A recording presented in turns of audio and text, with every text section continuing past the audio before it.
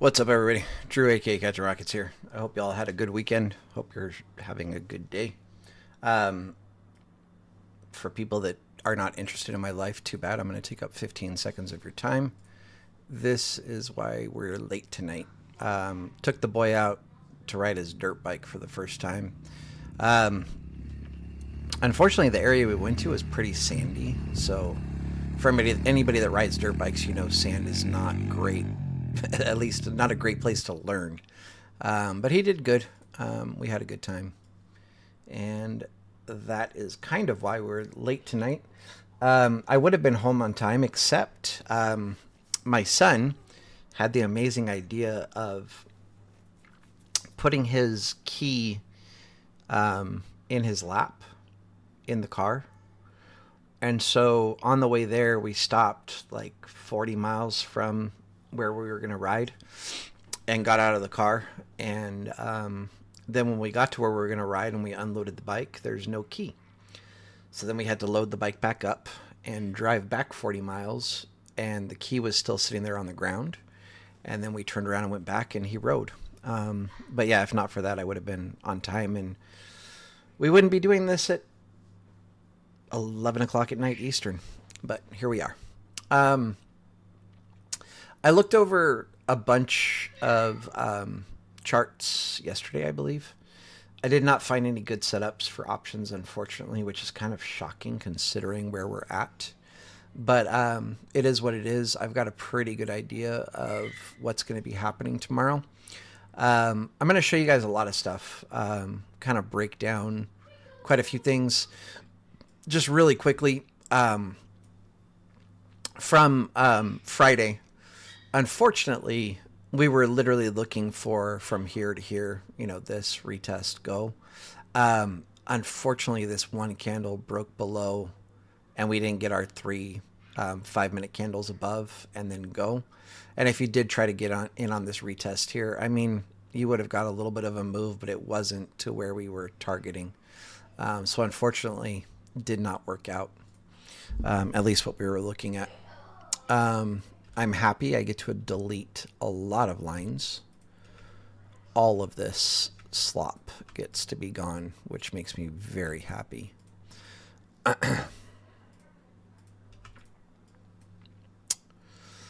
We will not have any SIGs, at least not for daily. We might have weekly SIGs. I don't know why I just deleted that, because that's still a thing. Yeah, that's not something we need to worry about. All right.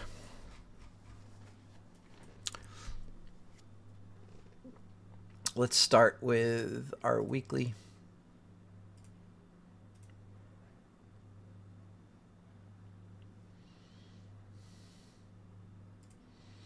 I'm curious if you guys could actually help me out. I don't know. We've got 10 viewers right now. So we're going to need a lot of participation on this question because there's not very many people here. I was thinking about doing a class on specifically on trading psychology. I've done classes before, but I think based on what I'm hearing from people, I need to do another one, kind of a deep dive on trading psychology. My question to you guys is, what do you think like the most common reason people don't succeed at trading is? I would like to know what people think. That way I could create like a poll of what your guys' answers are. And then from that,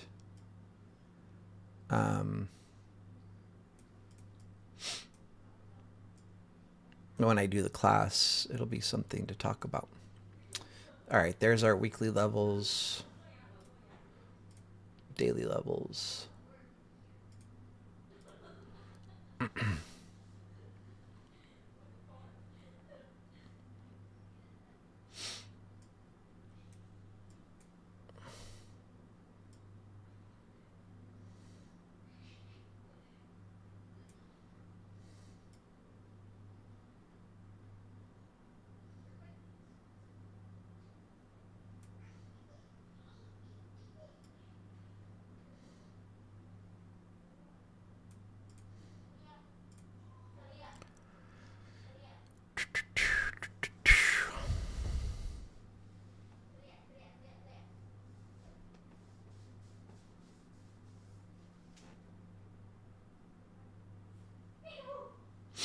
Emotions, fear, and greed.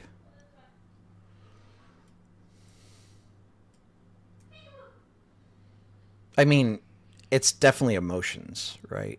And it's definitely fear and greed.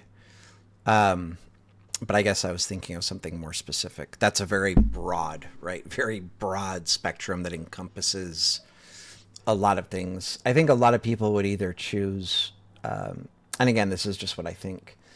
I think a lot of people would choose like having a bad system, right? Um, or not knowing where to enter trades and not knowing when to exit trades, which would be like your strategy, right? Having a bad system. Um, yeah, no, I know what you were saying, Mac. I think most people fail, or actually, I know most people fail because. What did I just drop? That's going to frustrate me.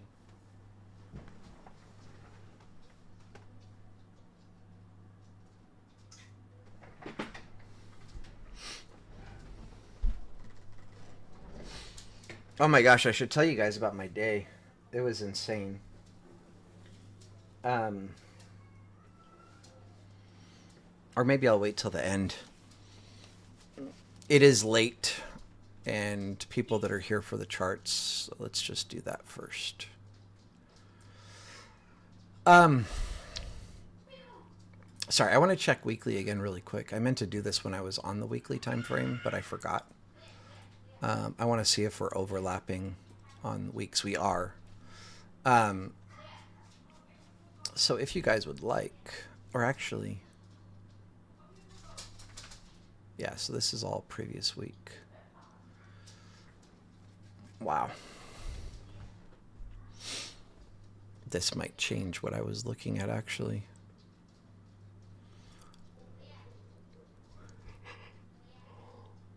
Excuse me? Dude, that was just the beginning. Dropping the keys, that was just the tip of the iceberg.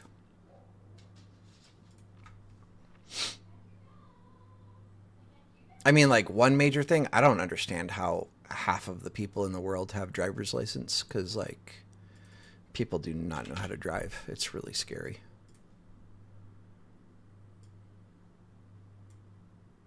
I was behind this guy, and I think he was drunk.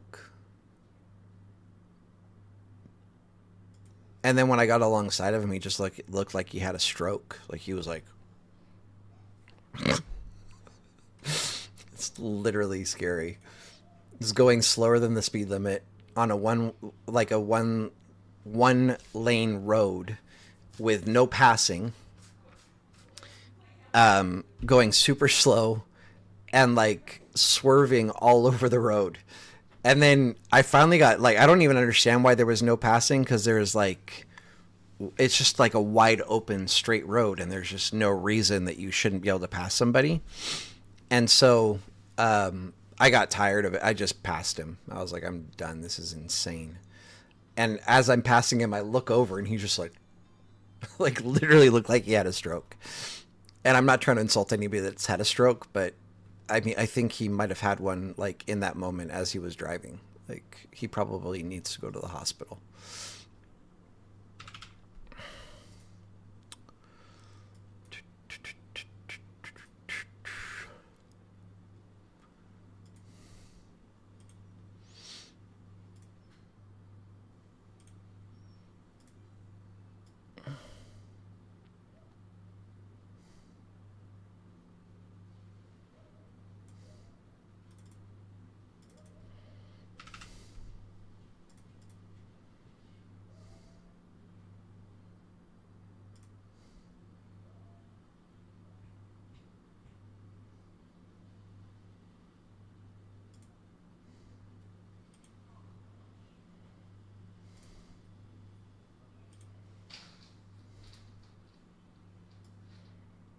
Oops, we already... See, this keeps happening. Third sig and second sig at the top, meaning like exhaustion. However, we're not acting very exhausted.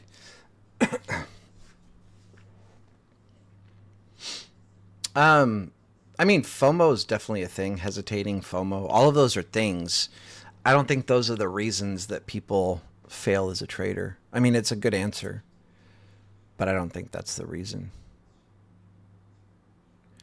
Dun, dun, dun, dun, dun, dun, dun, dun. My gosh. Um,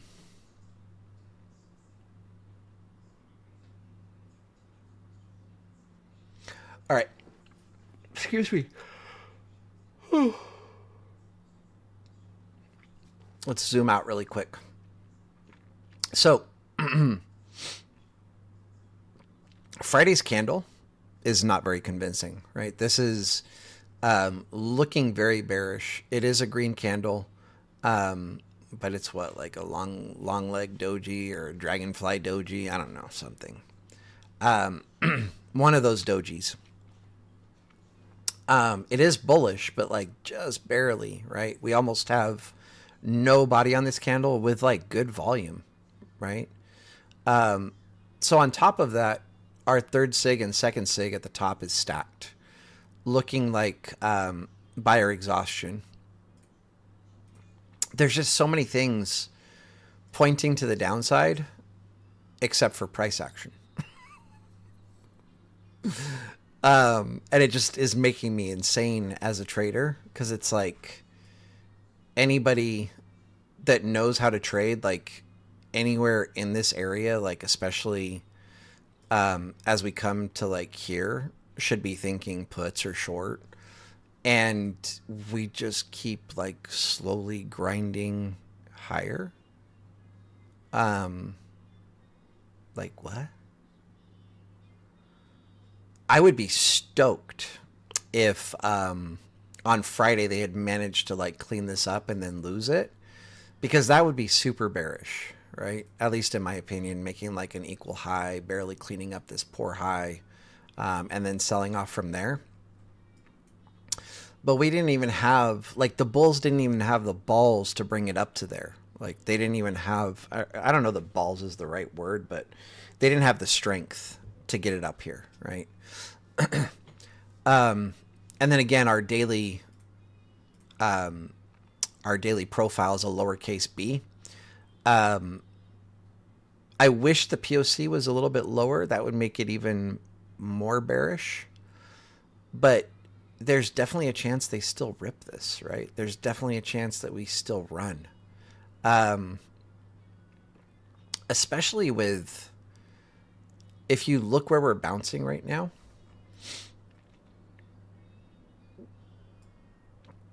sorry, this is going to bug the hell out of me that these levels are not perfect. I guess I should zoom in a little bit more when I do my levels. There we go. I'm very OCD, by the way, about some things. So, like, this is our previous week value rate high. And twice on Friday, we bounced from it, right? However, it looks like we're making lower lows. Or lower highs, I should say. We made an equal low.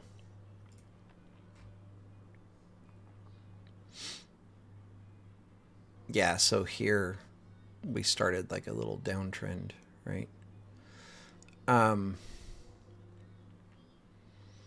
I don't know. It's kind of sketchy. I feel like I need to bring up a few different charts really quick. I apologize, but I feel like there's a lot to look at with where price action is trading right now. Um, while I'm doing this, let's start with this. What do you guys see here? You tell me and then I'll tell you. Or you tell me and I'll tell you what I see. Hey, what's up, Tanner? I'm good. How are you doing?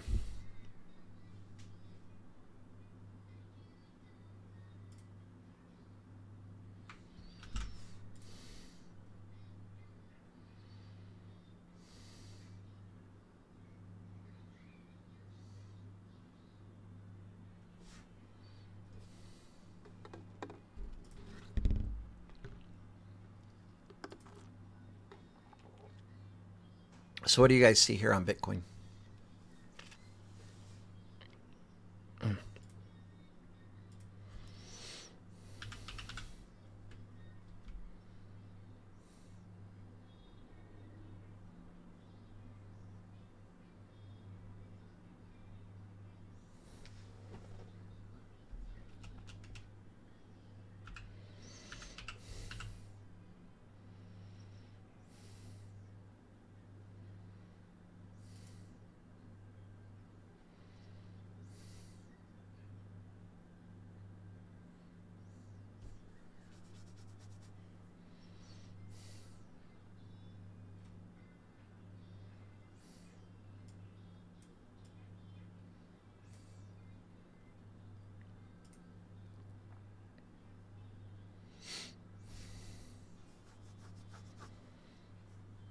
Oh, that's good, Tanner. I hope. I hope that you get everything worked out. Mental health is no joke. Hey, what's up, Nora? A double top? Okay. Um, I guess let me help you guys out. I'm not saying the double top is wrong. Um, but I think this would be more accurate. I'm sure everybody would agree.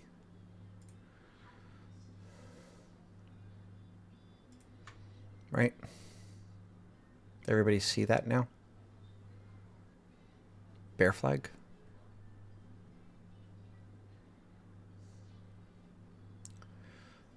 And if we draw fibs, what's our target? Oops. I want to delete these so it's easier to see.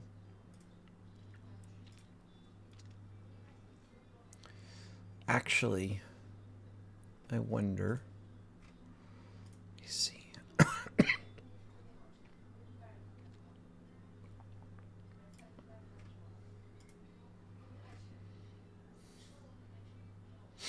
This might even be better.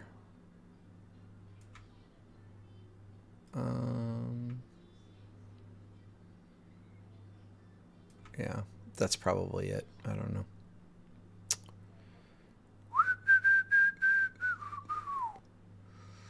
But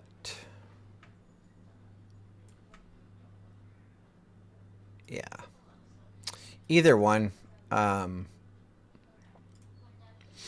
I think the correct place to draw the flagpole is from here to here. And I think 4 hours. Actually, that 8 hour was it? It looked pretty clean. This looks pretty clean. Bear flag. All right, and so what's the rules about a bear flag? Or I'll just go over them. I don't need to ask you guys a bunch of questions. I don't know what this is, but I want to delete those. Oh, I think that's where I was saying like my targets are. I mean, this is my general target on Bitcoin. We're coming down into this range, but I really think more than anything that we're coming to like this 66 to 64 range. That's what I think. So with flagpoles or with flags, right? When we draw our fibs from the I guess the top of the flagpole. I mean, since it's a bear flag, it's going to be the bottom of the flagpole to the top, right? But this would technically be, if the flagpole was this way, it's the top, right? So I don't know, whatever. So I don't know how to verbalize that, but if we're drawing it from where the flag is on the flagpole to the bottom, right? If we break above the 50% retracement, that means that this flag is invalidated. And they did barely slightly peek above it, but not enough that I would be like, okay, it's gone, done, ignore it. Because they came up to there and they failed. And then generally, where you want enter a flag is in this range here, the 618 to 682. This is considered the golden pocket. And right now they've pushed above that a little bit, right? And that's kind of how I feel like with what we're dealing with on SPY right now is like we should be entering puts in this range, but they've pushed above a little bit, right? If this works out,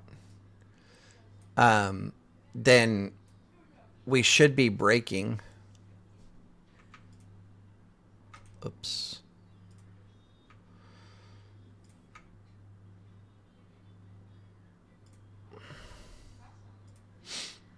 You know, we should be doing something like this.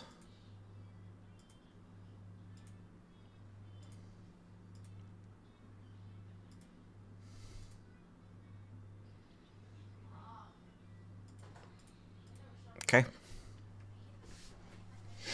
So our first target on this bear flag would be the 272 level, which brings us down to 73,200, we'll say.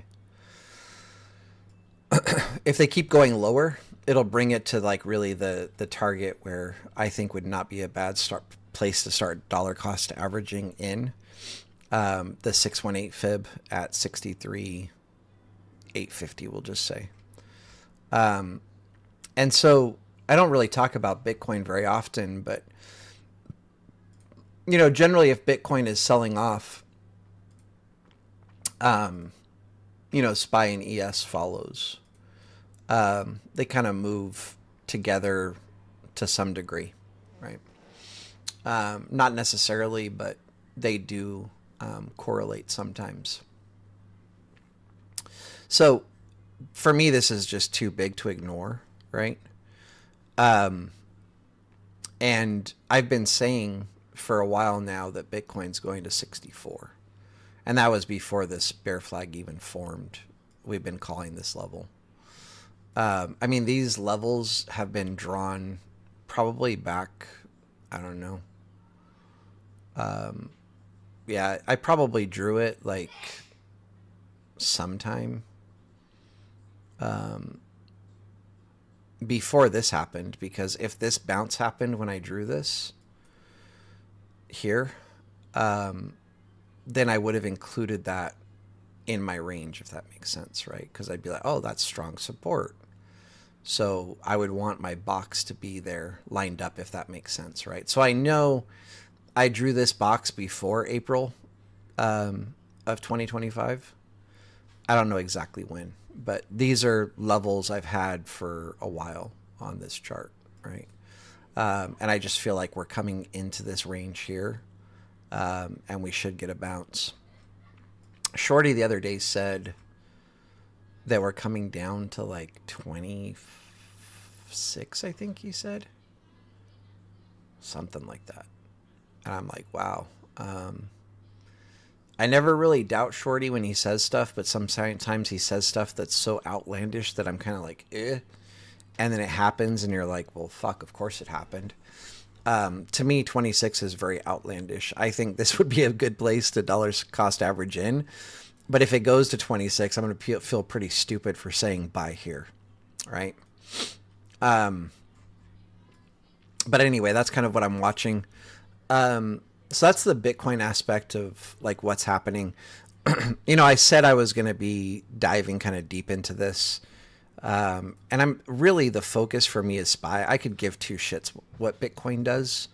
And I don't mean that in a negative way, but I don't trade Bitcoin. And I really, like, again, I just don't care what it does.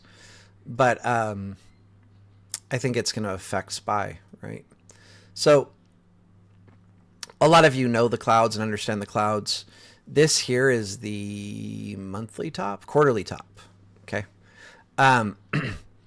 And this is that bear flag that we're looking at, right?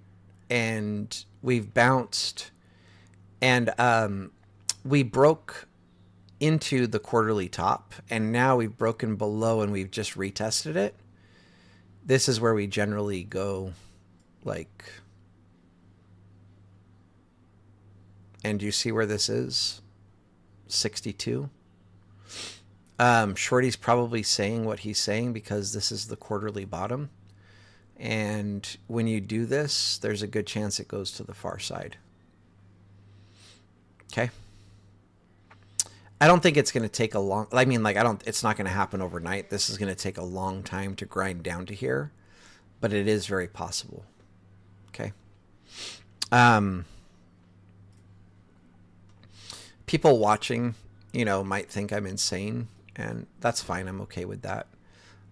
Like if I clean up this chart, let me see.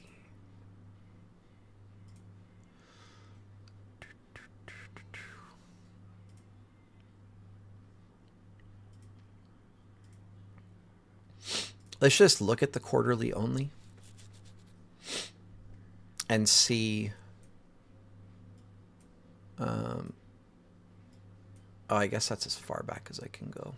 What's this time frame? 1 year, 4 hour. Okay.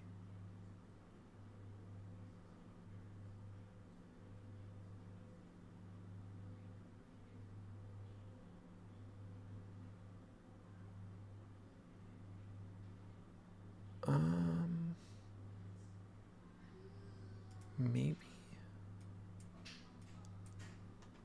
Is it? I really just can't zoom out more. Is this like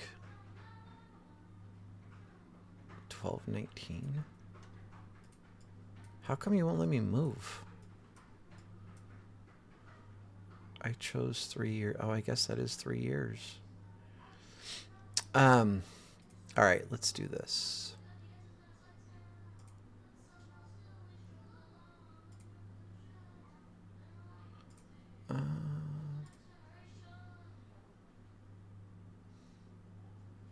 I really want 4 hour.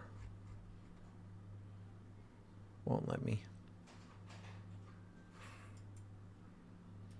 Oh, maybe this. But then I'm limited to a year. Okay.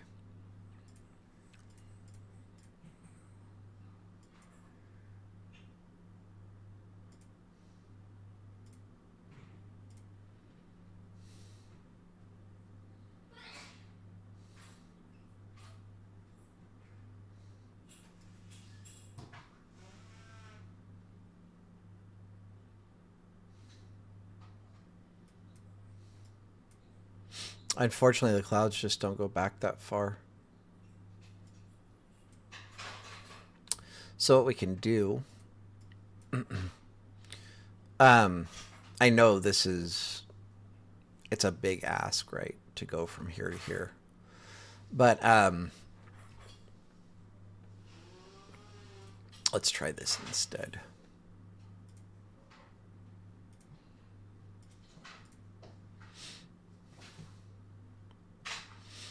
So, oh, I guess I should have clarified this as well. This is our monthly clouds, right? And we've literally done exactly what we were just looking at on the quarterly clouds, which is we broke inside the cloud, retested. I mean, normally the retest is good, but this we retested and then we got a second retest. From there, they sold off, created a little bear flag here, sold off to the midway point, right? If you're a trader, from here to here is generally good. Like this is not a bad place to either trail or lock in your profits or, like if you have multiple contracts, close some here at the midpoint and hope that they break down and go all the way to the far side. Right, but this is literally the setup that we have on the quarterly, except we're at the quarterly cloud and we haven't sold off yet, right? So this is exactly what we're looking at. I mean, here's another example here. We broke back in, retested. We didn't make it to the midpoint, right? And again, I'm never afraid to point out where things don't work because trading is never 100%. So, and these clouds are definitely not 100%. If the clouds are closed, things get interesting.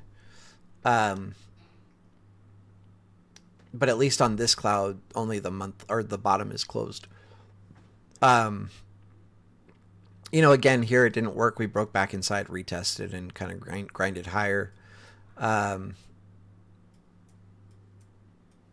oh, see, this is interesting. Inside, boom.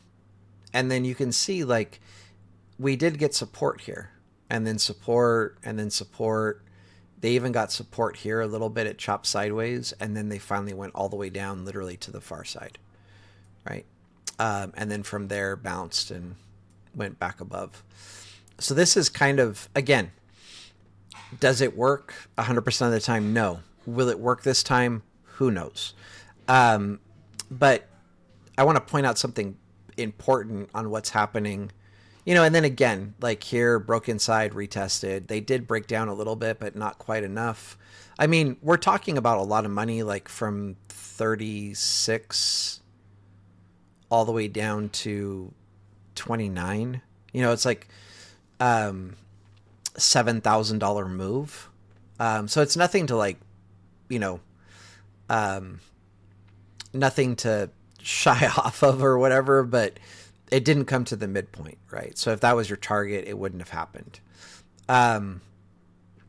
This is also another setup you like to see, is where you break above, retest, and in this case, they retested again and then ran.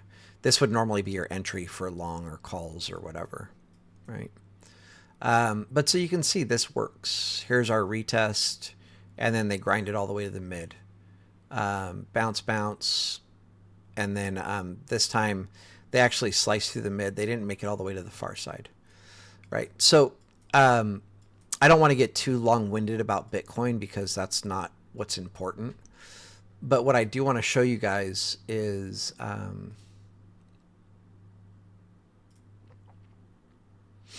I don't need 4 hour.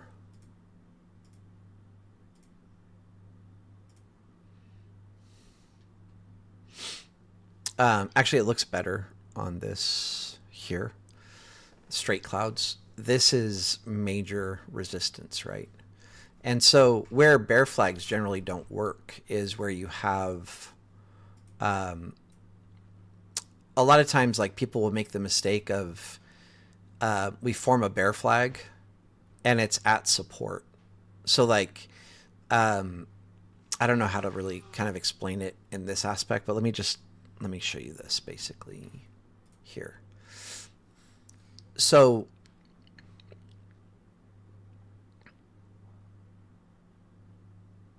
let's just say we have support like sitting here, right? And we come down, bounce, get back above, bounce, and now we're bouncing here off of support, and then they just take it higher, right? That's where bear flags do not work.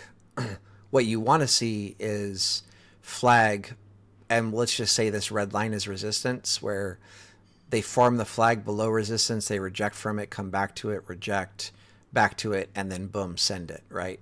And all of this is just kind of like creating that flag pole, or the flag on the flagpole is this chopping back and forth. And right now, if this was resistance, this would be the spot to dump it from, right? So hopefully that makes sense. So I guess what I'm saying is this is major resistance that we're flagging at. There is support here, but I mean, at least for now, whatever it is, like 91.4 down to at least 85.6 is very doable, right? And then based on the fact that it's a flag, there's a good chance they go down at least to that 272 fib, right? So the reason I'm covering all of this so in depth is to show where SPY is at.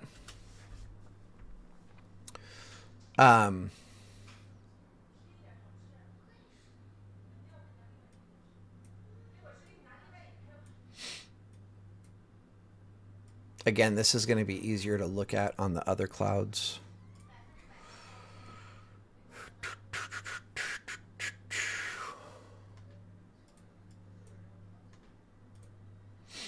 This is daily and this is weekly. those are really the two clouds that we want to look at right now. This green one here is monthly, which we're above, but it's open, right? Everything is open except for the top, I believe. So let's just get rid of everything except for daily and weekly, because those are really the only ones that are pertinent right now. And if we look at this now, hopefully this kind of explains why I was covering Bitcoin so thoroughly. Actually, let me zoom in more. Whoops, what am I doing? Come on, bro.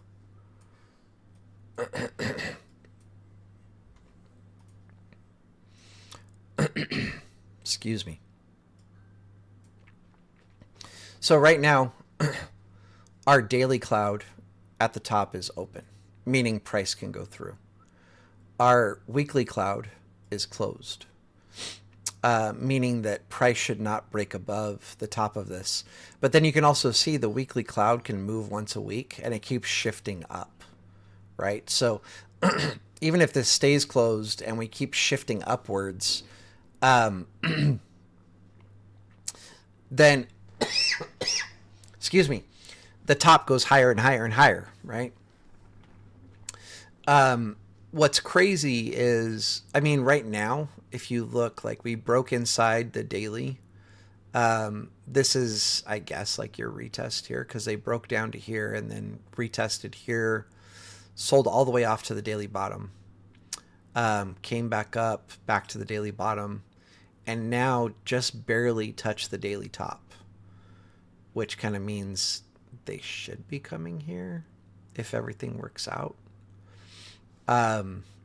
661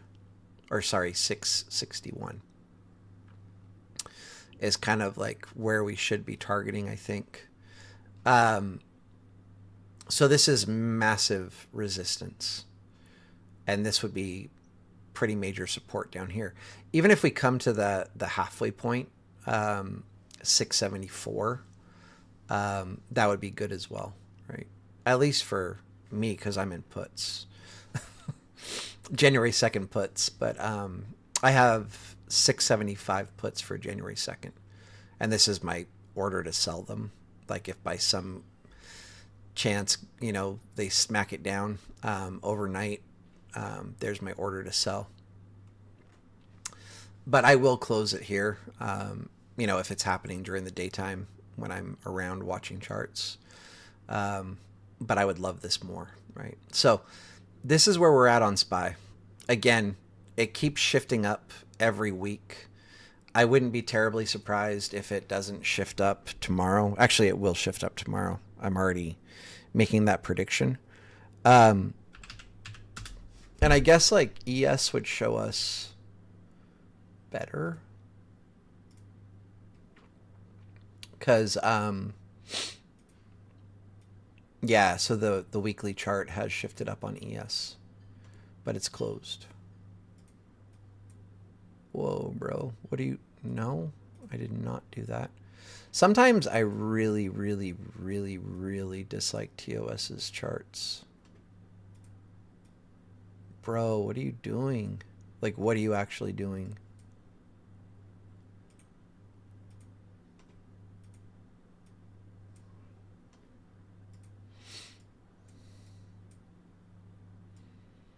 So you can see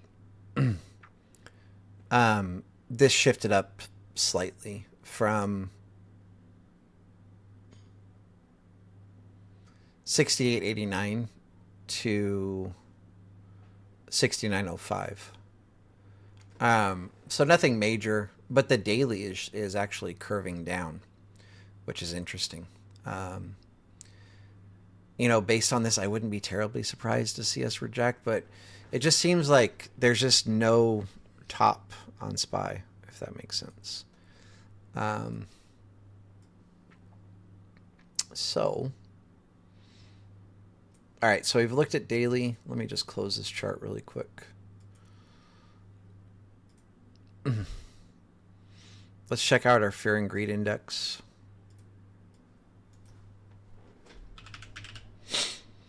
I'm sure they're in fear still.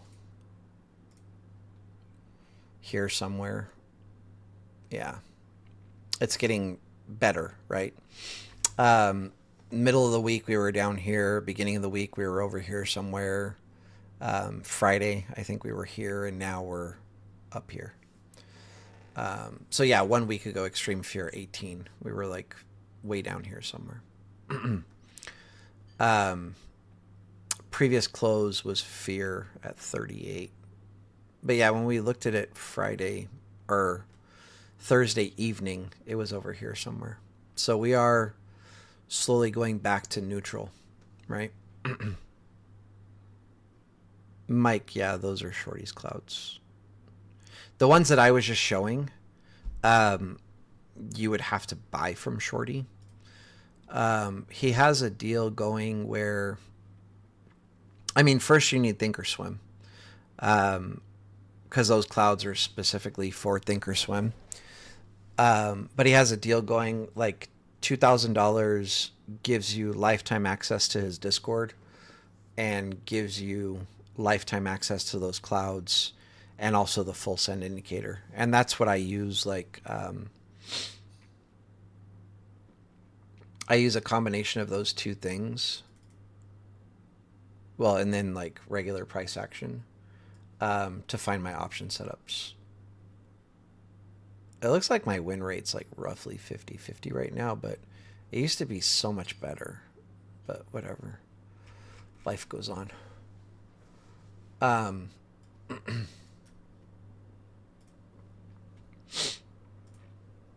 So yeah, I think I said the price, $2,000, lifetime access to the Discord, lifetime access to the clouds, lifetime access to the full send indicator.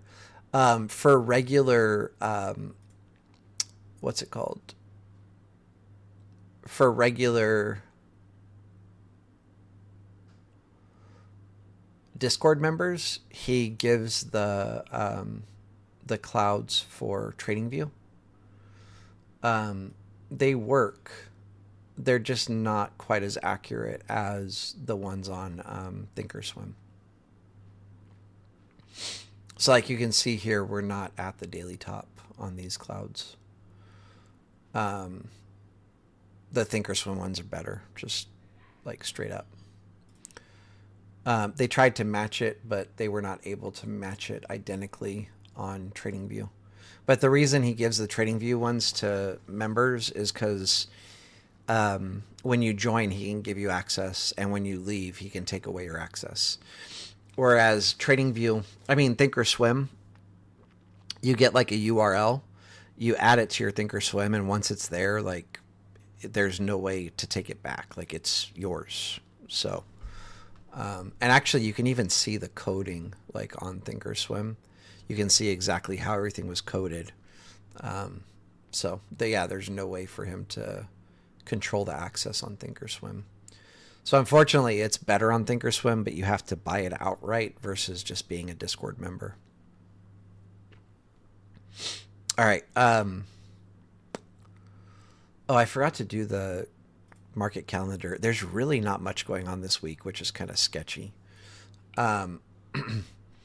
Monday, an hour after the open, there's some stuff going on in Australia. Cash rate, RBA rate statement, RBA press conference. I have no idea what that actually is, but Tuesday, I guess we have a lot more going on. Tentative ADP weekly employment change, England monetary policy report. That's 15 minutes before the open. JOLTS job openings. This is always a big one. 30 minutes after the market opens, JOLTS job openings. 10-year bond auction. I have no idea who this is. What is it? New Zealand?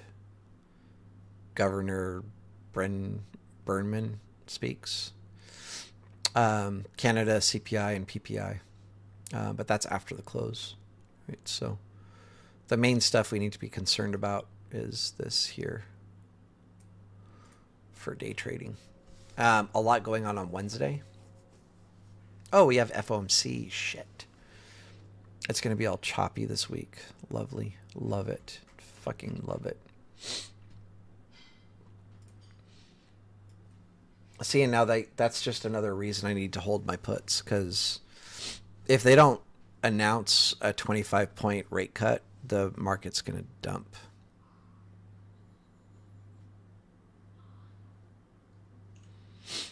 Hey, what's up, Crenshaw?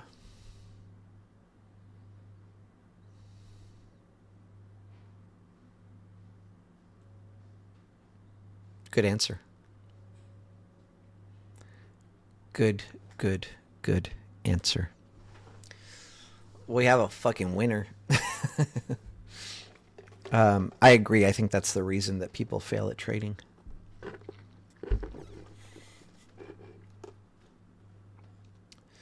They don't respect the one risk, two reward minimum. You have to be like a robot, right?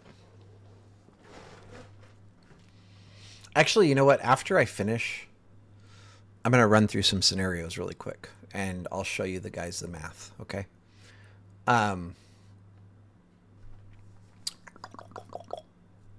What am I looking at?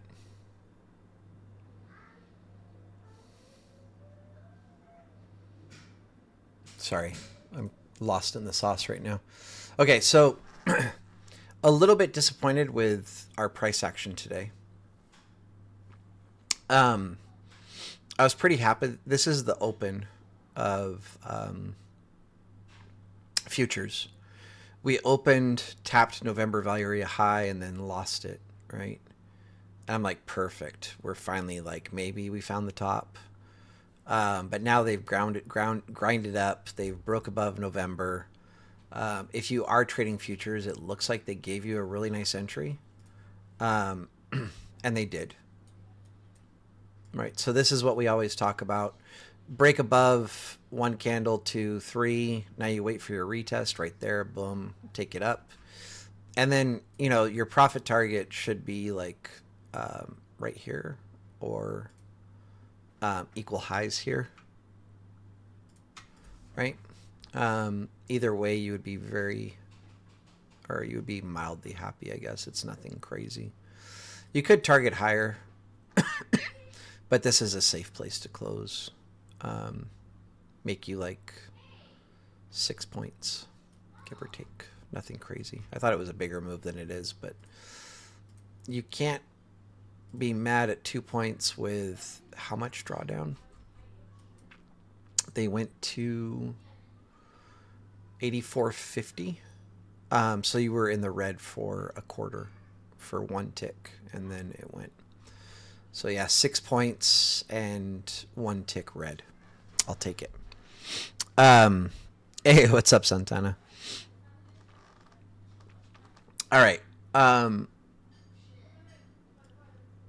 It's fucking scary, guys.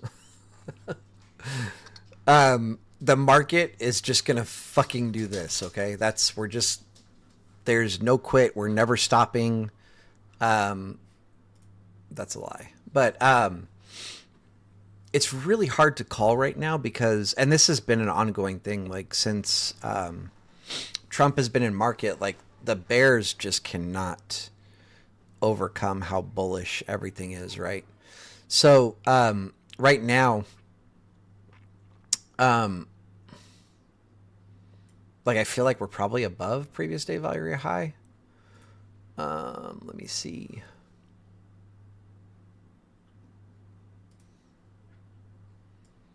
They're at 85.65, give or take.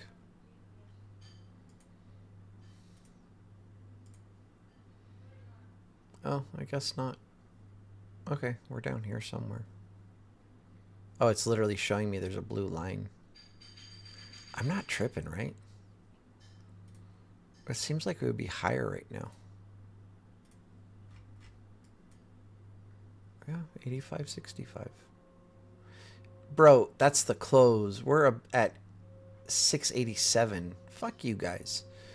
Like so confused. I'm like, it seems like it should be higher. That's yesterday's or Friday's close. Bitches, I don't need that information. Yeah, so we're above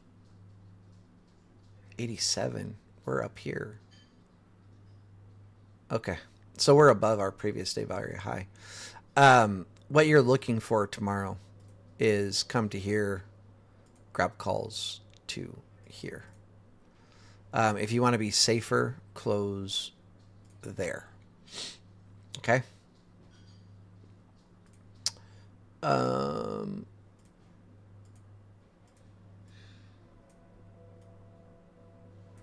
I'd be pretty fucking shocked if I'm not live tomorrow on Keenan's, Shorty's, and the mentorship group. Like, very shocked. But I don't want to make any promises because that is possible that I'm not. I've been sleeping like shit. Okay, so that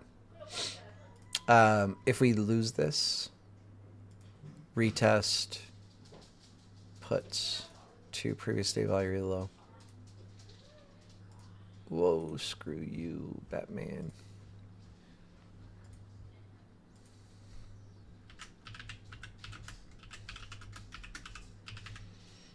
Should I do this? Watch for putas. Fucking love putas.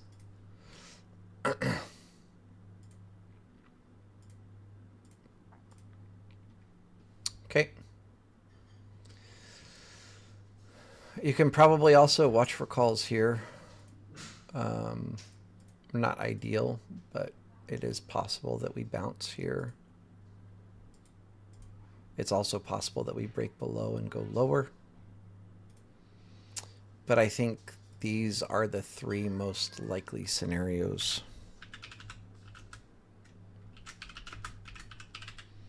Okay.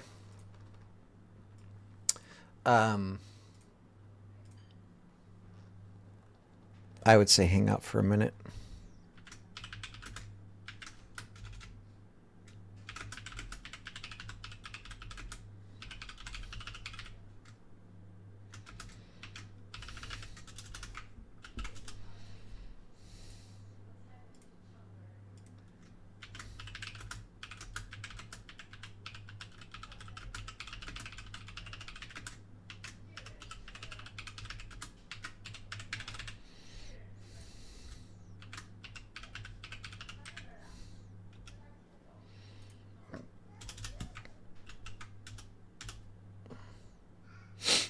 Okay. I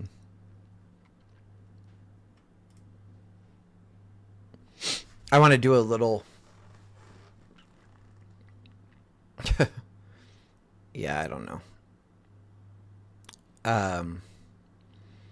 You know, Mike, like, it's weird because we're at such a key level that we should sell off from here. Crash? No, hell no. We're not crashing. That's not going to happen. The S&P 500 is not losing 10% in one day. At least not anytime soon. But we're at such a key level. I mean, like, I feel like I was kind of pounding this into everybody's head tonight, like by going over Bitcoin, you know, even just looking at Friday's volume, you know, and just like, it's a bullish candle, but we've got a big selling wick at the top, right? We're almost at equal highs, equal all-time highs, I should say. You know, like, it's an area where we should see a rejection and go lower. I have puts. I don't feel super confident about them. Because it just seems like, you know, all it takes is for Trump to whatever tweet, you know, that he farted and the market rockets, right? So, I don't know. It's just like such a weird spot. Technicals, we should be going lower. But this is a market where, like, the technicals don't always matter. And so it's just kind of awkward. So now I want to do a little something with you guys. Let's go just real basic. One risk, two reward. Let's do 2.5 point move to the upside. And let's do 1.25 to the downside. Okay. And we're just going to use this for every single example that we find. I wonder if 2 points is kind of reaching. Whatever. Let's just see what happens.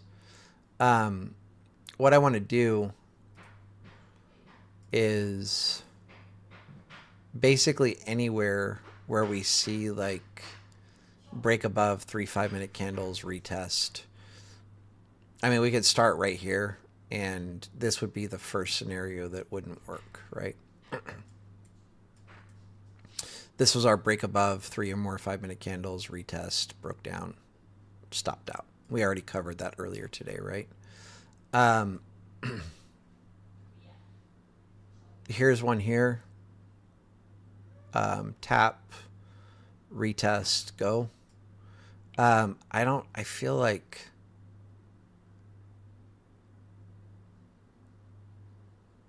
yeah, the 2.5 might be just reaching too far. You know, like we would have come really close. We never got stopped out. We also never hit our take profit. I don't know if you guys would say this is a win or not. Like you would have to close at the end of the day and you would be up, right? Maybe I'm asking for too much with 2.5 points. I don't trade SPY very much, so I don't know. Maybe I am. Is this one here? I can't really see. Break above. This would be the first candle, second. No, the third touches, unfortunately.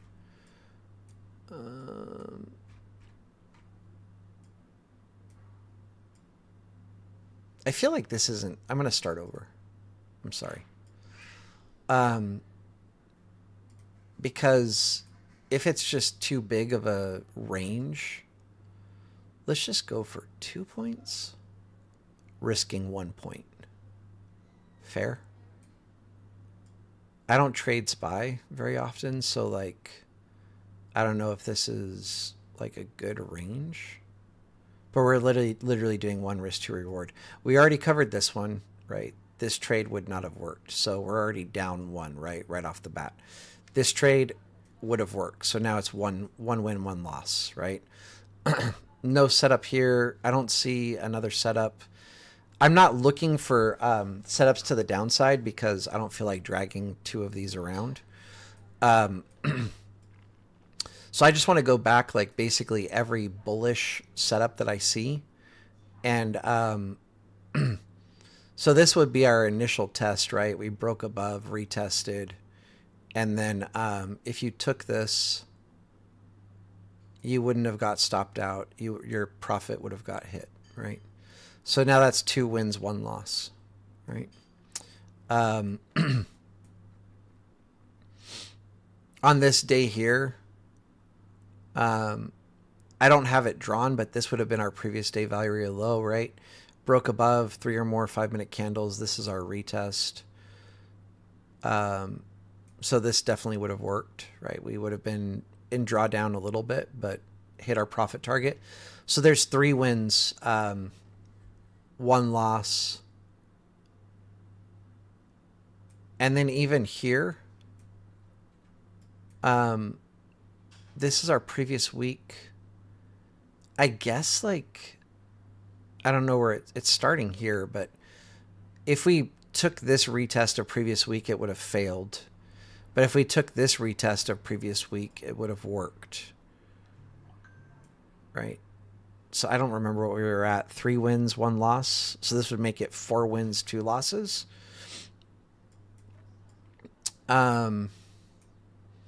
This would be our next trade. Here we broke above. We got 3 or more 5-minute candles, retest, and then go. Again, I kind of feel like this is one where... Why is it showing it as a loss? Oh, it's because of this over here. That's really awkward. Oh, I see why. Because, like, we never made it to the very top. I mean, again, same thing. You would have had to close at the end of the day. I just won't count this one. But we're at 4 wins, 2 losses.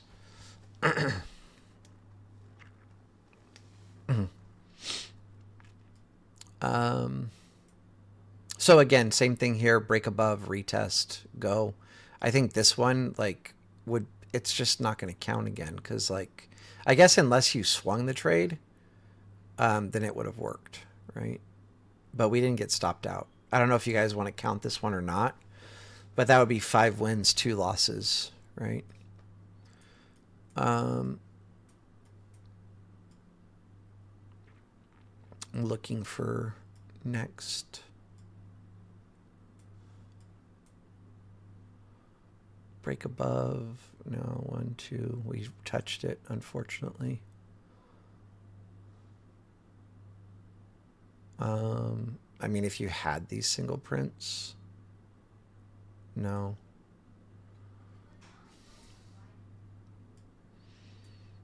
I'm trying really hard also to make sure that I'm being fair. Okay. And you guys tell me, like, if I'm missing something, because I don't think I am, but if you see something that I miss, like, this is not clean, so I wouldn't even count this, even though it would have worked, right?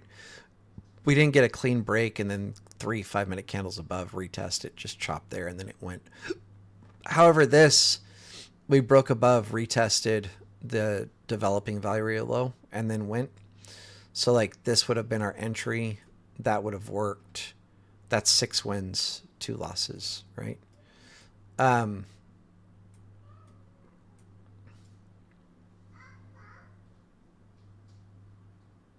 There's no entry here, unfortunately. No entry here, nothing there. I think, like, you would have to say this is an entry, and so this is a fail, right? So that's 6 wins, 3 losses.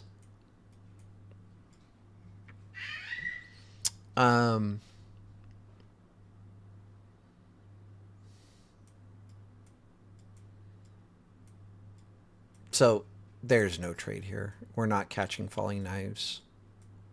I hope you guys understand that. I shouldn't have to explain that, right? I mean, you could have here, but I'm not going to say this worked, because you should not be trying to get into any bullish anything with that happening, right? I feel like this would have failed. This is our break above, retest, right? So that's 6 wins, 4 losses. If you took this one here, boom, boom, it came really close. But that takes us to 6 wins, or sorry, 7 wins, 4 losses. And actually, this is your entry. This was a break above, retest, go. So that's actually 8 wins, 4 losses. I think that's enough. You guys could retest this till you're blue in the face. But so, like, if we do some basic math, right? Let's just say every time you trade, we were doing 1 risk, 2 reward, right? So if every time you win, you're making $200, it was 8 wins. So 8 times 200, 1,600, right?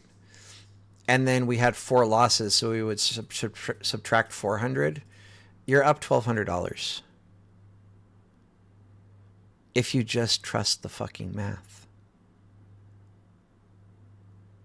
Right? And I mean, you guys could tell me if you think I missed something. I was literally trying to be as, what's the word? Objective as possible, where I was trying to make sure that I found every single possible entry using, breaking above a level, 3 5-minute candles, retest, enter on the retest. And just doing that, yes, I mean, 66% win rate. I mean, the math is there. It's $1,200, right? If you're risking $100 to make two, you made $1,200 just following your plan, right? And then where this gets fucked is if you do the same thing. Actually, let me do this. If I go back, I don't know where it was. Dude, give me back my little... Don't make me draw it again. Fuck you guys. All right. Where this gets fucked up is if you go... I want this like, yeah, in the wide open. Here's my, my 2 points, right? Here's my 1 point risk. And where this gets trashed is when you're wrong, or when the trade goes against you. I don't even know that wrong is the right word, right? We hit 100% of our stop loss. When you're correct on the trade, right? And it does this, and then we go, oh, let me move my stop loss up. And then it goes and does this. And now you lost your dollar and you only made 50 cents.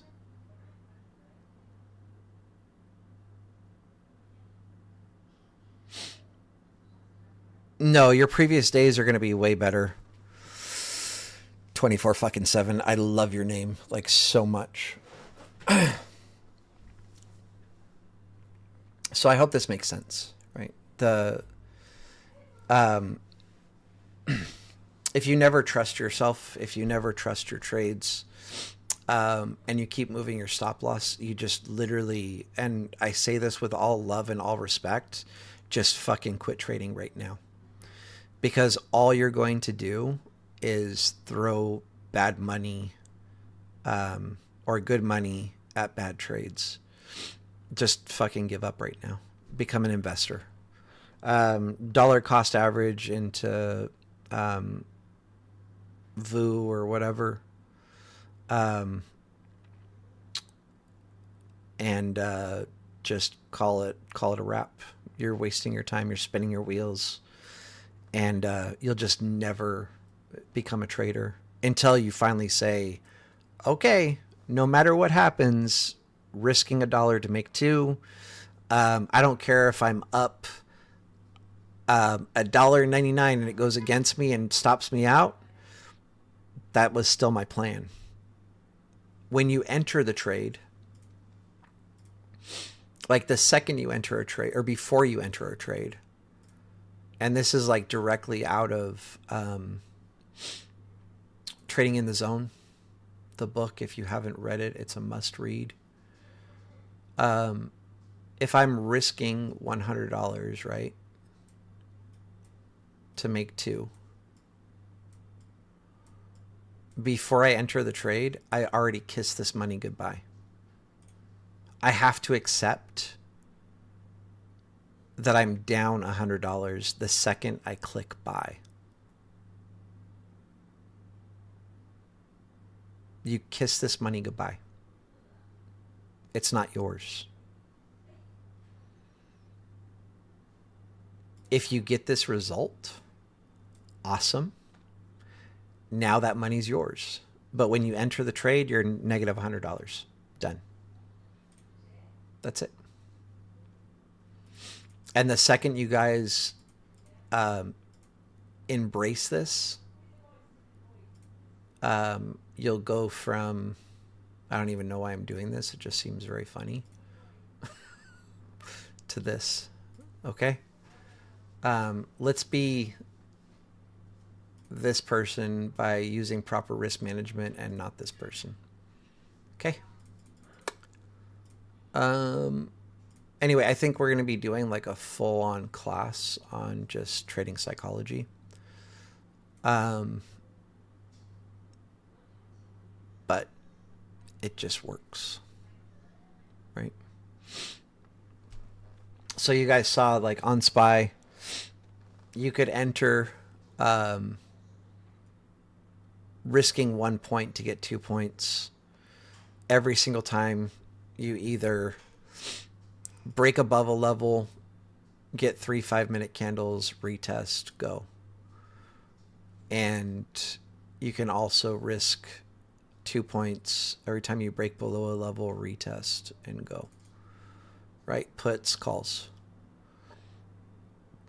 And just rinse and repeat. You're going to be wrong about 40 to 30% of the time. And when you're wrong, you just take your one trade and you get up and you walk away. And then you come back the next day with a clear mind, not worried about what happened yesterday. Because unfortunately, as traders, we can be wrong 18 times in a row. And we can be right 18 times in a row.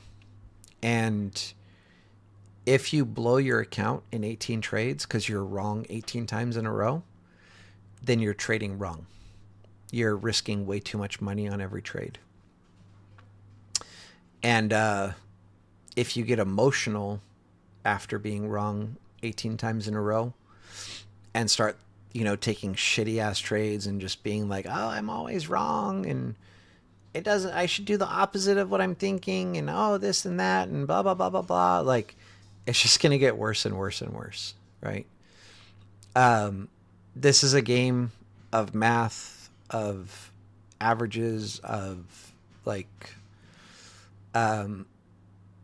actually, like, one thing that you can really compare trading to is poker. If there's any like poker players in the chat, a lot of people, when you tell them like, oh, like I play poker, they're like, oh, that's gambling. And it's like, no, it's literally not. It's math. If you understand the math of poker, it's literally not gambling because you're not playing against the house. You're playing against the other players at the table. And if you understand the math of poker, over time, over averages, you'll be profitable as long as you're playing the math correctly. There's times where mathematically you should win, but because of the laws of probabilities, the hand goes against you and you lose. And the same thing's going to happen in trading. There's times where the setup is correct, but due to probabilities, the trade goes against you, and you can't let it get you down. So people that get really upset and start like FOMOing, or I think the worst is like, let's say I enter calls, right? And price does this and then comes down, boom, and stops me out. And I'm like, no, like it's going higher. So I get back in calls and then it goes dink, dink, dink, and stops me out. And I go, okay, fine. I'll get fucking calls then. Or I'll get puts then. And then as soon as you get puts, it goes dink, dink, dink, boom, and stops you out. And then the next thing you know, your account is blown because you're just not willing to accept your loss and walk away, right? The first trade, let's just say the first trade was a good setup. It broke above whatever level. You got your 3 5-minute candles. It came back and retested. You entered calls, and then it gave you a little bounce, and then it was like, nope, sorry. And then you're like, no, like, price is definitely going up here. Like, I know it. So then even though you got stopped out here, you just YOLO into calls in the same area where you just got stopped out.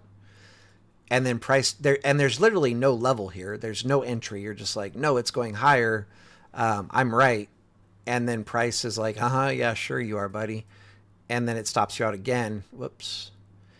And then at that point, you're like, okay, fine, let me grab puts. And then it goes up to where you were targeting. And then you get really pissed off. And then you like buy 16 contracts instead of one.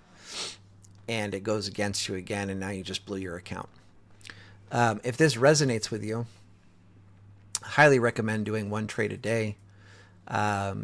Sticking to one risk to reward as a minimum, and not moving your stop loss unless it's planned ahead of time, right?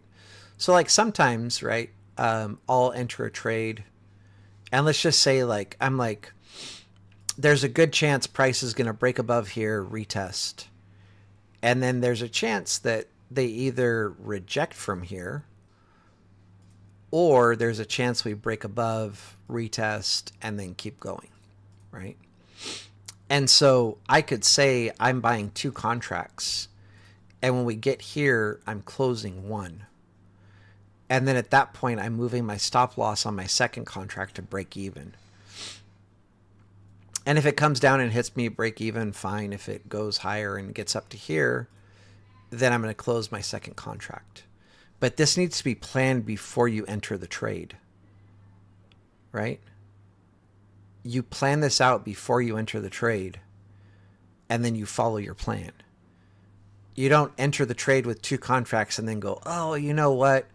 I'm going to close 1 here and leave a runner and blah, blah, blah, blah, blah, blah, blah. No, plan this out. And I've talked about this a lot as well. As soon as price breaks above a level, your mindset should be, actually, let me do it this way. I'm sorry. Let me go backwards.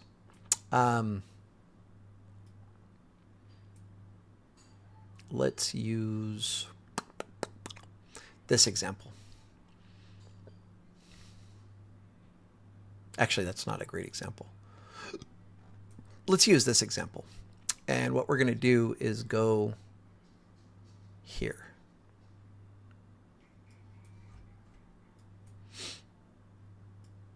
Why did my level vanish?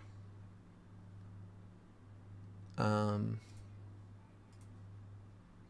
I confused? Oh, because it's this. Let me draw a level here. It's my developing value area low.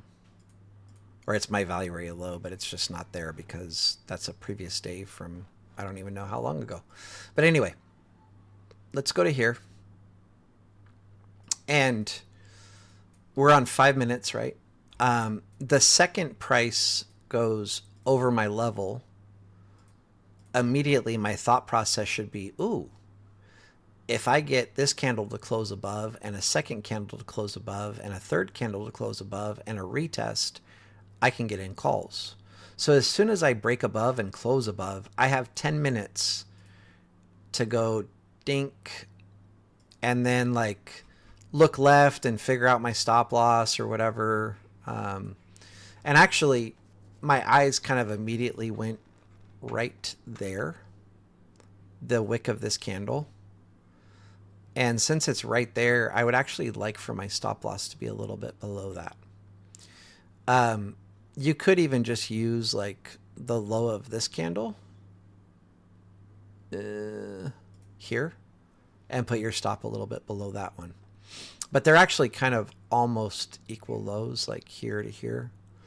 But anyway, you get the point. So I immediately look left, figure out where I want to stop out, look left, figure out where I want to take profit, or like, you know, like look at the levels on the chart. In this case, I need to be able to get at least 2 to 1, right? So this would be my 2 to 1. And I'm right below this POC. And so like, I'm good, right? If they come up and they reject off that POC, I'll be out of the trade. I'm happy. I made my money. Life is good. Right. So I literally have 10 minutes to figure this out, and you can do it in like 30 seconds, maybe a minute. Right. And so now, you know, if we let this play forward, whatever, right now I go, oh, shoot, like maybe this isn't going to work. Right. We just broke back below the level. The second candle touched it. Third candle went lower, closed below. But then now I'm like, oh, OK, maybe if I get 2 more candles above retest, I can enter. Right. So now I have another 15 minutes. There's my first candle, and this first candle gives me new information, which is I can probably move my take profit higher.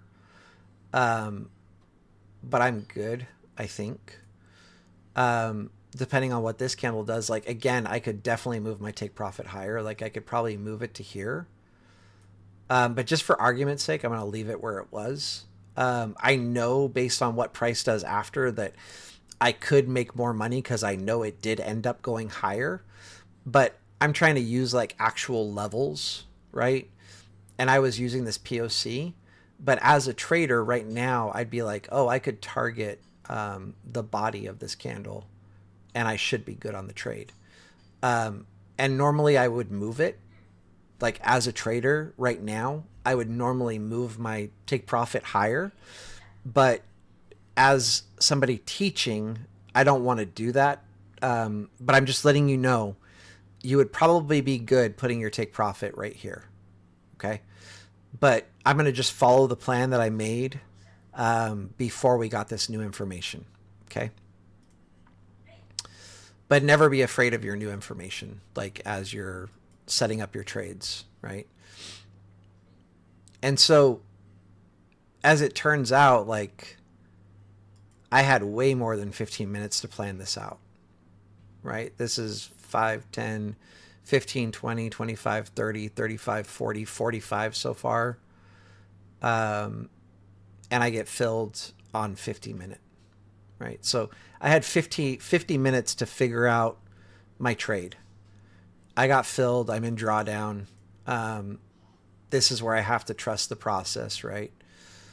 And sometimes the trade will go against me. Sometimes it goes in my favor. And again, I just want to draw this here. Like, this is probably the best place to close your trade as far as maximizing your profits. But again, I'm going to stick with the plan from the beginning just because. And there it is, right? We're out here. We could have easily targeted here. It did end up making like a almost equal highs. But we should kind of be afraid of this. Because if we... Actually, sorry. This is poor high. I thought it was single prints. So like that's even better reason to target higher. Because since this is a poor high, you would expect price to go and take this out. So you could actually target above this, even higher than what I had said before. But again, it doesn't matter. I mean, I've taught that stuff to you guys. Use your strong highs, strong lows to exit your trades, poor highs, poor lows, to know that price is probably going to go higher. I don't know if it does in this case, but I'm pretty sure it should, because we generally want to clean up the poor highs. But for a lot of people, they couldn't handle this part, right? Where we were in drawdown, and down here, they're just like, oh, please turn around, go green, come on. And then they're like, okay, I'll just take it break even. You know, like they'll close their trade as soon as they're break even on this, just because they were in drawdown. You can't do that crap. And even this, like if your profit target was up here and they don't hit it, like, and they come and stop you out, that's fucking life. Who cares? You got to play the math. But they would have. They went and cleaned up this poor high, just like I had said, right? So anyway, I really, like, I don't know how else to, like, bang this home. Hopefully this is resonating with some people. But I am going to do just like a full-on class on this. This is, I guess, a little preview. And I hope this is helpful. Because until you trust your levels, you're never going to make it as a trader. All right.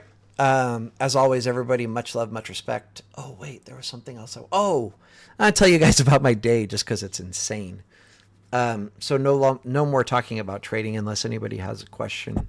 But I don't know, like my day started, like I wanted to wake up early and drive out to the desert so my son could go and ride.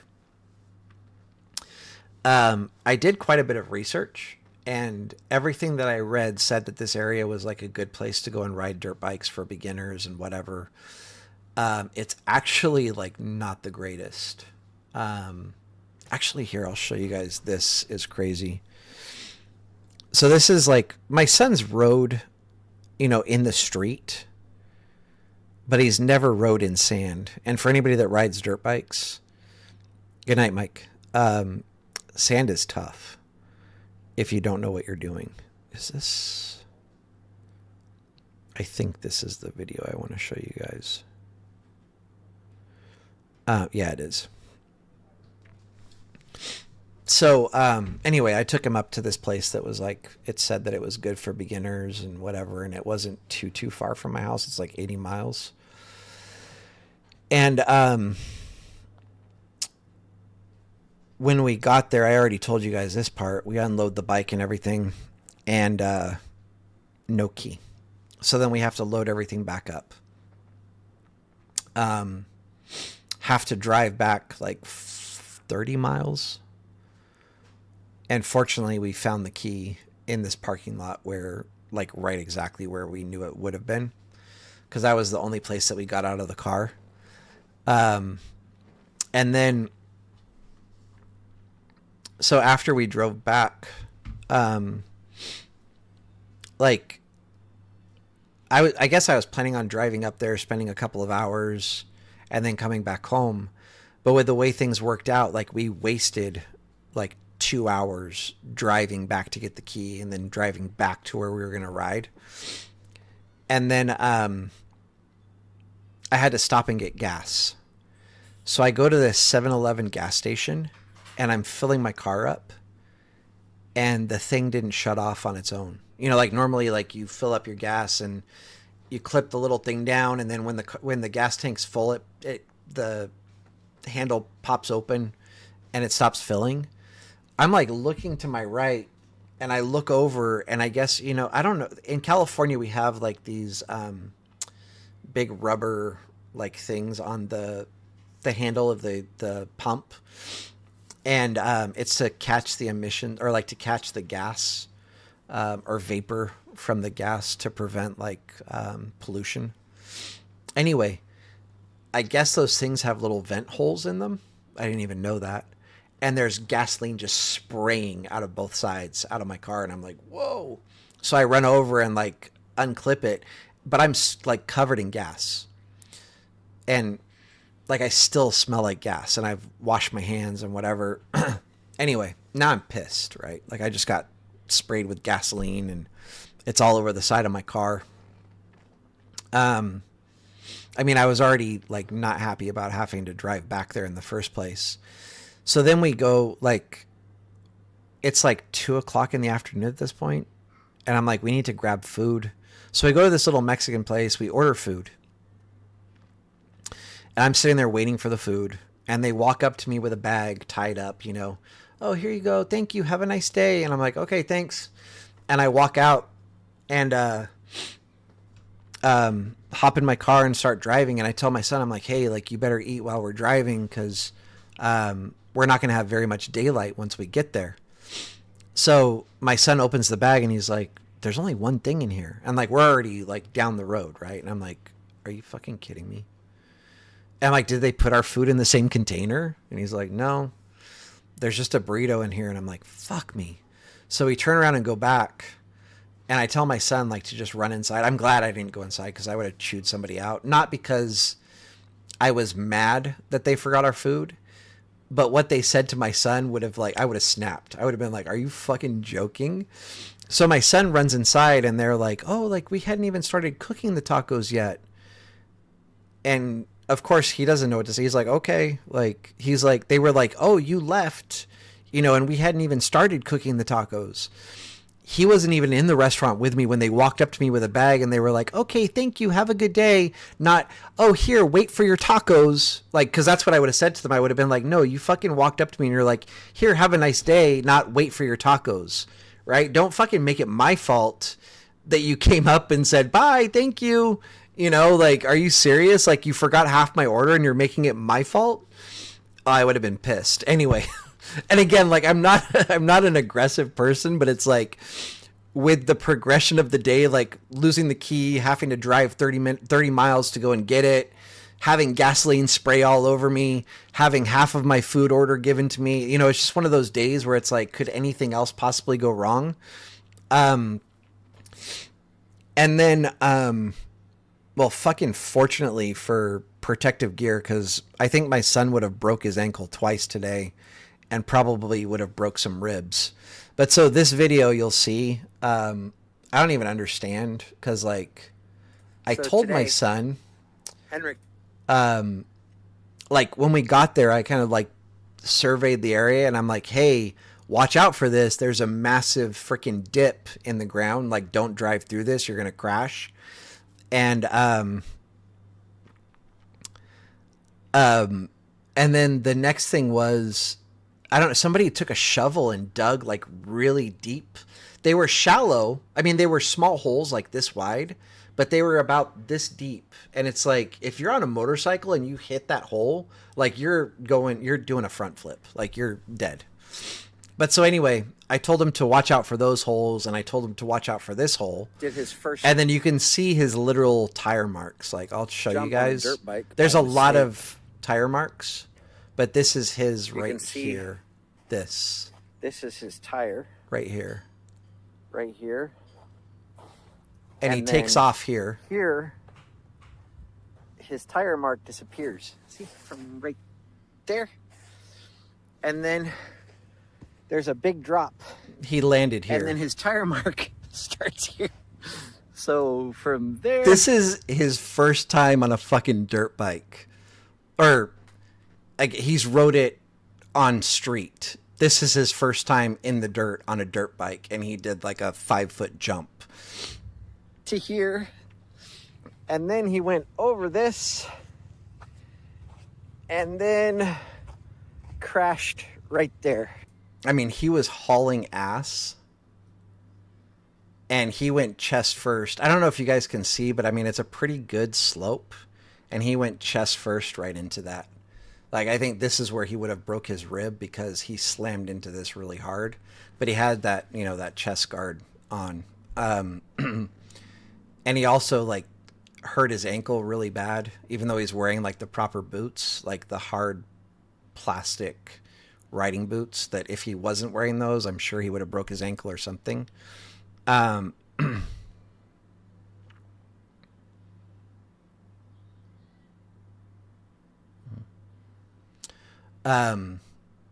So yeah, crazy crash. And I think he also slightly bent his handlebar when he crashed into this little berm or whatever you want to call it. So that added to the crap of the day. And I think that was it. Other than just like shitty ass drivers, like people going like 10 miles an hour under the speed limit on a one-way, you know, road where you can't pass. And like, I mean, that's like my pet peeve. I know for some people they're probably like, okay, so what, 10 miles under, you know, such is life. But like, that's why I ride a motorcycle, because I can't stand people like that. I want to be able to pass them. So I just split lanes past all those people on my bike. TX Digital Diver. We do have invite-only scripts on TradingView. Or I shouldn't say we. My mentor has invite-only scripts on TradingView. And you have to be a member of his Discord to get them. Yeah, I'm glad he didn't hit the rock. That's the first thing I was thinking when I saw him heading straight towards that ditch. I knew he was going to go airborne. I was hoping he was going to keep it up, but I was like, please just don't let him hit the rock. But I already knew, like, it was committed. It was done. He was going so fast. He was hitting it. There was no avoiding it. Like, I've been riding for 40 years. And at the speed he was going, I wouldn't have been able to avoid it. So I know there's no way he's avoiding it.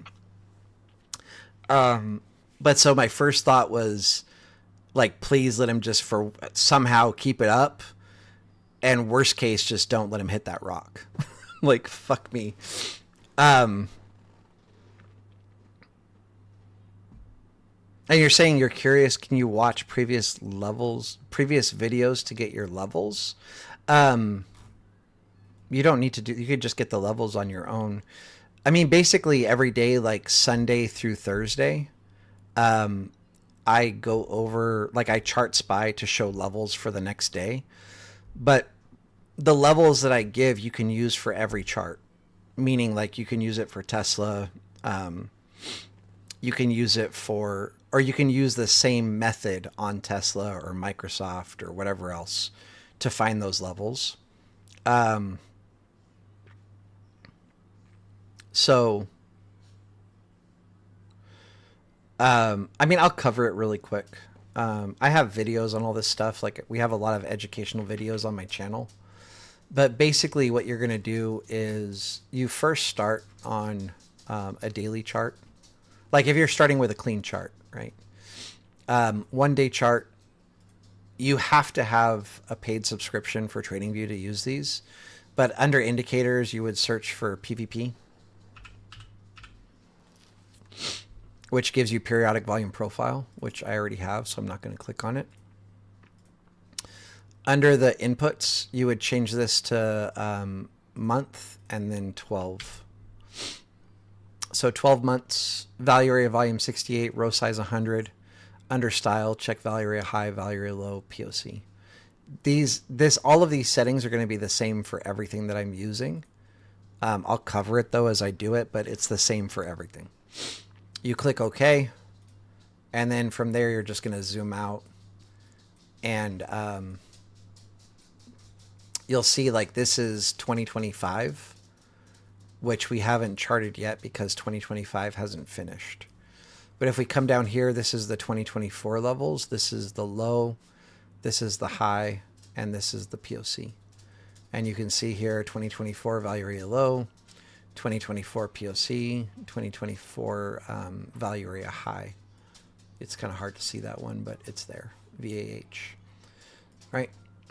Once you have your yearly levels, this is slightly off and it's going to trigger me right now. Under the PVP indicator, you would switch this now to 1 month. Same settings, but you go to a 4-hour chart. And then from there, you can really chart whatever ones you want. But this is November, high, low. POC is at the top here. And then you can see I have October charted. October high, POC low. I have September charted. High, POC low. I have August, July. The main thing is you want to make sure that you have at least the closest month to where price is trading. Right now we're above the monthly levels, but the closest would be my November month. Like if for whatever reason price came down like to here, I would want to make sure I have my August levels charted, if that makes sense. Once you do that, you go to a 65-minute chart. If you don't have 65 minutes, you click add and add 65 minutes. And on your PVP indicator, you're going to change this to 1 week. And then for me, I just do the previous week. I don't do the week before that. So right now, my previous week, so every Friday or every Sunday when I chart live, but after the market closes on Friday, you can do your weekly levels. What you would do is, like, for instance, this would have been my previous week value area high. I just move it forward to the current week or current previous week. So value area low, POC, value area high. And this is off slightly, and that's going to bother me. Once you do all of that, you would actually turn off the PVP indicator. You go to indicators and search for SVP, session volume profile, and again, turn that on. This is going to be the same other than you don't choose a time period. This is going to be for daily. Value area volume 68, row size 100. Under style, you check value area high, value area low, POC. And that will give you just your previous day levels. Why are those off? Oh, sorry. You moved to 30-minute. That's why it's off. 30-minute time frame, value area low, POC, and value area high. And then it would be the same thing when you chart. Basically at the end of every day, all you're doing is dragging your previous day's low to your current day's low, and then your POC from previous to current and value area high from previous to current. And you do this on regular trading hours. And you have to make sure you have market data. If you don't have market data, your levels will be off. So like you have to go under, I can never find it anymore, but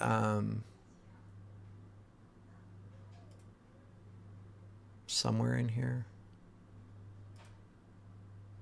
Yeah, so I have my current plan is premium, $5.99 a year, but I buy it during Black Friday, so it's like two something.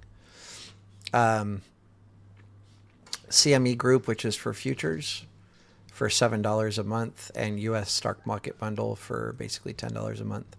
If you're trading stocks, you need this. If you're trading futures, you need this. And if you're doing both, then you need both. But if you don't pay for data, your levels will be wrong. Okay. And so that's how I chart. And then I just covered how I trade off of that, like breaking above a level, 3 5-minute candles, retest, enter, break below a level, 3 5-minute candles, retest, enter short. Okay.